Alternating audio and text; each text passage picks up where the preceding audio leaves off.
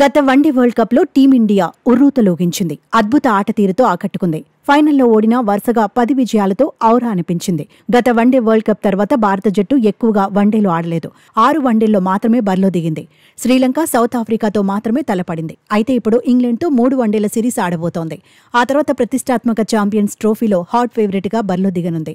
Mega టోర్నీకి భారత జట్టును ఈ నెల 17న లేదంటే 18న సెలెక్టర్లు ఎంపిక చేయనున్నారు. అధికారికంగా జట్టును ప్రకటించడానికి ముందే కొందరు ఎక్స్పర్ట్స్, మాజీలు జట్లను ప్రకటిస్తున్నారు. ఇప్పుడు ఆ జాబితాలోకి ఫేమస్ కామెంటేటర్ హర్ష భోగ్లే కూడా వచ్చేశాడు. 15 మందితో జట్టును ప్రకటించాడు. అయితే గత వన్డే వరల్డ్ కప్ ఆడిన జట్టులోని ఆటగాళ్లకే ఎక్కువగా ప్రయారిటీ ఇచ్చాడు. జస్ప్రీత్ బుమ్రా, కుల్దీప్ యాదవ్ ఫిట్నెస్ సమస్యలను ఎదుర్కొంటున్నారు. ఛాంపియన్స్ ట్రోఫీలో వీళ్ళిద్దరూ ఆడటంపై అనుమానాలున్నాయి. దీంతో 15 మందిలో జస్ప్రీత్ బుమ్రా, కుల్దీప్ యాదవ్కు హర్ష భోగ్లే అవకాశం ఇవ్వలేదు. ఓపెనర్లుగా రోహిత్ శర్మ, శుభ్మన్ గిల్ను ఎంపిక చేశాడు. యశస్వి జైస్వాల్ను మరో ఆప్షన్గా తీసుకున్నాడు. అయితే కొంతకాలంగా కోహ్లీ, రోహిత్ గురించి ఎక్కువ చర్చ జరుగుతోందన్నాడు. అయినా ఇద్దరు గొప్ప ప్లేయర్లేనన్నాడు. 3వ స్థానం విరాట్దే అన్నాడు.